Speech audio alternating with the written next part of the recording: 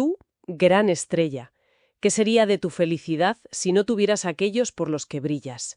Siempre me ha parecido una de las aperturas más potentes de la filosofía. Un profeta, Zaratustra, que después de 10 años solo en una montaña, no baja por una revelación divina. No. Baja porque está literalmente a punto de estallar de sabiduría. Hoy vamos a meternos de lleno en una obra que es dinamita pura. Así habló Zaratustra de Friedrich Nietzsche. Los fragmentos que tenemos delante no son un tratado, son un vendaval de poesía, de profecía y de crítica. Y nuestro plan no es solo analizarlo, sino intentar descifrar ese mapa para la transformación personal que Nietzsche parece haber escondido ahí dentro. Es que esa es la clave. No es un libro para leerlo pasivamente para nada. Es un desafío. Zaratustra baja de la montaña porque, como él dice, es como la abeja que ha recogido demasiada miel. Necesita manos que se extiendan para recibirla. Claro. No es un descenso por fracaso, ni por necesidad. Es por un exceso de plenitud. Se compara con el sol, que, sería infeliz si no tuviera a quién iluminar. Su misión no es salvar a nadie, sino regalarse, hasta desbordar. Y su primer regalo, al llegar a la ciudad, es una bomba. Os conjuro, hermanos míos, que permanezcáis fieles a la tierra, y no creáis a los que os hablan de esperanzas supraterrenas. Y no se anda con rodeos, Los llama envenenadores. Uf. Es una declaración de guerra a 2000 años de tradición. Es una inversión total de los valores. A ver, piensa que durante siglos la filosofía y la religión, te habían enseñado que el cuerpo es una cárcel. Una prisión, sí. Que la tierra es un valle de lágrimas y que la vida de verdad, la buena, está en un más allá. Y llega Zaratustra y dice, el mayor pecado ya no es contra Dios, ahora es blasfemar contra la tierra. Vaya. Nos exige crear un sentido de la tierra. O sea, que dejemos de buscar el propósito de nuestra existencia en las estrellas y lo creemos aquí, ahora, en nuestra única vida, con nuestro cuerpo. Claro, y para encarnar ese sentido de la Tierra, introduce la figura que lo define todo, el Übermensch, el superhombre. Ahora, esta palabra tiene una historia muy oscura. Se ha malinterpretado y utilizado para justificar ideologías terribles. Muchísimo. ¿Cómo evita Nietzsche que esta idea se convierta en una excusa para que un tirano imponga sus valores al resto? Esa es la pregunta del millón. Y es fundamental aclararlo. El superhombre de Nietzsche no es un líder político, ni una raza superior. Es un ideal. ¿Individual? Y espiritual. Ajá. Es la meta a la que debe aspirar cada persona, por sí misma. Superarse, ir más allá del ser humano actual, que para él es un ser a medio hacer. El hombre es una cuerda tendida entre el animal y el superhombre. Es un puente, ¿sabes? No es un destino final. ¿Un puente?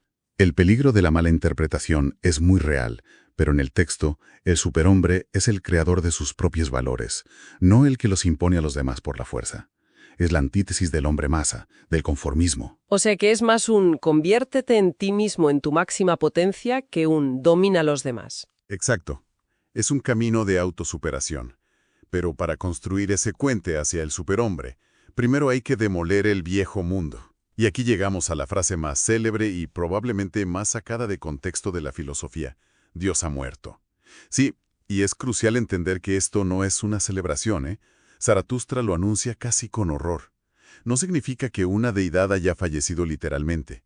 Significa que el fundamento sobre el que se construyó toda la moral, la cultura, el sentido de Occidente, se ha derrumbado. O sea, la base. La base. La gente ya no cree de verdad aunque siga yendo a la iglesia. Los cimientos han cedido. Vale, entiendo el concepto intelectual. Pero, ¿qué significa eso en la práctica para una persona? ¿Es el vértigo de que de repente no haya un manual de instrucciones para la vida? Exacto.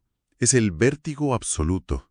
Imagínate, toda tu vida te han dicho que el universo tiene un propósito, que el bien y el mal son objetivos, que tu sufrimiento tiene un sentido. Y de repente miras al cielo y solo hay silencio. No hay guión. El telón se levanta y descubres que no hay director. La responsabilidad de decidir qué está bien, qué da sentido a tu vida, por qué te levantas por la mañana, recae enteramente sobre ti. Es aterrador. Es aterrador, es la puerta al nihilismo, pero para Nietzsche es también la única posibilidad de ser verdaderamente libre. Y creador. Y en ese vacío que deja Dios, surgen nuevos ídolos. Y Zaratustra es implacable con uno en particular, el Estado. Lo llama el más frío de todos los monstruos fríos, porque ve en el Estado el nuevo proveedor de moral para las masas. El Estado miente, dice Zaratustra cuando susurra, yo, el Estado, soy el pueblo. No, el Estado es una entidad que ofrece seguridad a cambio de individualidad. Ya, atrae a los que él llama los superfluos, aquellos que no saben qué hacer con su libertad, y les da un propósito prefabricado. Ser un buen ciudadano, servir a la nación. Les quita esa carga tan pesada de tener que crear su propio sentido.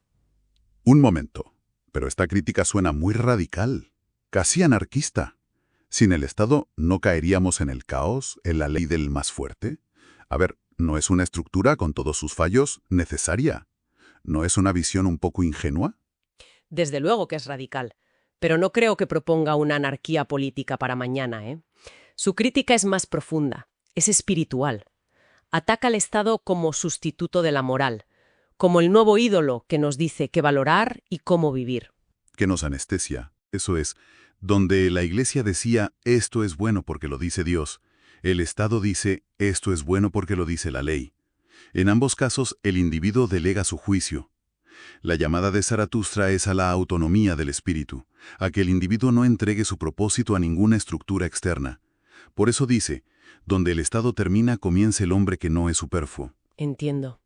Es una demolición en toda regla. Ni Dios, ni Estado. Pero destruir es la parte fácil. ¿Ofrece Zaratustra alguna pista sobre cómo construir algo nuevo sobre esas ruinas? ¿Cómo se supone que un individuo hace esa transición? Ahí es donde entra una de las alegorías más brillantes y claras de todo el libro. Las 3 metamorfosis del espíritu. Ah, es precisamente el mapa que buscábamos. Describe el viaje del espíritu desde la obediencia hasta la libertad creadora, en 3 etapas. El camello, el león y el niño. Vale, vamos por partes. La primera, el camello. Y sinceramente, siempre me ha costado un poco esta fase. Se arrodilla en el desierto y pide que le pongan encima la carga más pesada. Busca el deber, la humillación, la obediencia. Suena a masoquismo. Porque es un paso necesario en lugar de algo que hay que evitar desde el principio. Porque no puedes rebelarte contra algo que no conoces a fondo. No puedes destruir una prisión si no has recorrido cada uno de sus pasillos. Claro. El camello representa el dominio absoluto de la tradición y el deber. Antes de poder decir no a las reglas, tienes que haberlas entendido y cargado con ellas hasta sus últimas consecuencias. Es como el músico que, antes de poder improvisar y romper las reglas del jazz, primero tiene que, dominar las escalas y la teoría a la perfección. Es un acto de fortaleza, entonces. De fortaleza, no de debilidad. La fuerza de soportar el peso de milenios de tú debes. Solo cuando has sentido ese peso aplastante, comprendes, visceralmente, por qué necesitas liberarte de él. ¿De acuerdo? Es la fase de aprendizaje y carga. Una vez que el camello ha llevado ese peso al desierto, se transforma en la segunda figura, el león. Este ya me cuadra más con la idea de un rebelde. Totalmente. El león es el espíritu que dice basta. Quiere conquistar su propia libertad. Su gran enemigo es un dragón dorado llamado tú debes, y en cada una de sus escamas brillan los valores de milenios. Honrarás a tus padres, no matarás. Todos los mandamientos. Todos. Y el león se enfrenta a él con un rugido que lo cambia todo. Yo quiero. Es el gran destructor, el nihilista activo, que aniquila los viejos ídolos. Pero, y esto es muy importante, el león solo sabe destruir. Sabe decir no, pero todavía no sabe decir sí. Y aquí viene el paso que más me desconcierta. Después de la fuerza destructora del león, la metamorfosis final es un niño. Parece un paso atrás, de la furia a la fragilidad. ¿Por qué un niño? Porque la libertad de los viejos valores no es lo mismo que la libertad para crear nuevos valores. A ver, explícame eso. El león, en su lucha, sigue definido por aquello contra lo que lucha, ¿sabes? Su yo quiero es una reacción al tú debes del dragón. Sigue en el campo de batalla. Para crear algo genuinamente nuevo, necesitas una perspectiva completamente diferente. El niño es inocencia y olvido, un nuevo comienzo, un juego, una rueda que gira por sí misma. No actúa en reacción a nada. Exacto. Es pura afirmación. Es el santo decir sí. Solo el niño, libre del peso del pasado, el camello, y de la amargura de la lucha, el león, puede crear desde la alegría como un juego. Es el espíritu que ya no reacciona, sino que actúa. Vaya, visto así, el mapa tiene mucho más sentido. Es un proceso de maduración espiritual muy, muy exigente. Pero Zaratustra no es ningún optimista ingenuo, ¿no? También presenta una advertencia terrible sobre lo que pasa si se rechaza este camino. Si en lugar de aspirar al superhombre se elige la comodidad, habla del hombre más despreciable, el último hombre. Y es quizá la parte más profética y escalofriante de todo el libro. El último hombre es la antítesis perfecta del superhombre. Es el ser humano del final de la historia, el que ha renunciado a toda grandeza. Su lema es, un poco de veneno de vez en cuando. Eso produce sueños agradables. Y mucho veneno al final para tener una muerte agradable. Buscan el confort por encima de todo. La descripción es brutal. Dice que han inventado la felicidad, pero es una felicidad diminuta. Ya no nos hacemos ni pobres ni ricos, ambas cosas son demasiado molestas. Parpadean y preguntan, ¿qué es amor? ¿Qué es creación? ¿Qué es una estrella? No hay pastor y un solo rebaño. Todos quieren lo mismo, y quien siente de otro modo va voluntariamente al manicomio. ¿No es una crítica casi perfecta de ciertos aspectos de nuestra cultura actual? La comodidad, la pequeña felicidad de un like, la vida optimizada por algoritmos. Totalmente. El último hombre es el individuo que ha elegido la seguridad por encima de la grandeza. La tibieza confortable en lugar del fuego del caos creador. Sí. Es la sociedad que te susurra, no te arriesgues, sé feliz con poco, no te compliques la vida. Zaratustra nos advierte que el precio de esa felicidad mediocre es nuestra capacidad para soñar en grande. Es una sociedad nihilista, que ha perdido la creencia en cualquier valor superior y se ha quedado solo con la comodidad del día a día. Por eso Zaratustra grita, hay que tener todavía caos dentro de sí para poder dar a luz una estrella danzarina. El último hombre ha extinguido ese caos, y con él toda posibilidad de parir estrellas. Así que al final de este recorrido, Zaratustra nos deja ante una elección radical.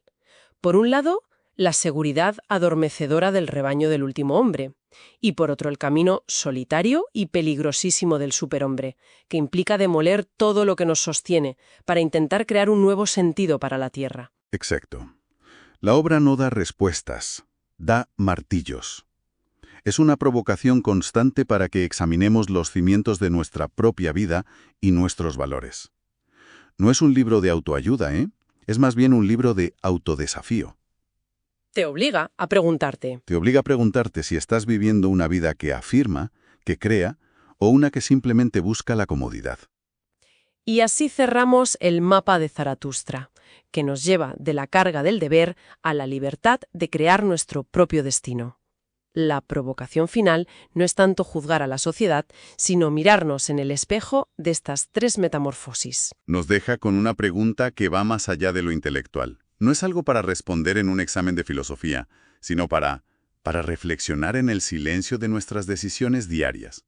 En este preciso momento de nuestro viaje vital y de conocimiento, ¿quiénes somos? ¿Somos todavía el camello, cargando con el peso de lo que se supone que debemos hacer? ¿Somos el león rugiendo «yo quiero» contra las viejas cadenas? ¿O hemos llegado ya, aunque sea por un instante, a ser el niño? ¿Listos para empezar un nuevo juego y darle un sí sagrado a la existencia?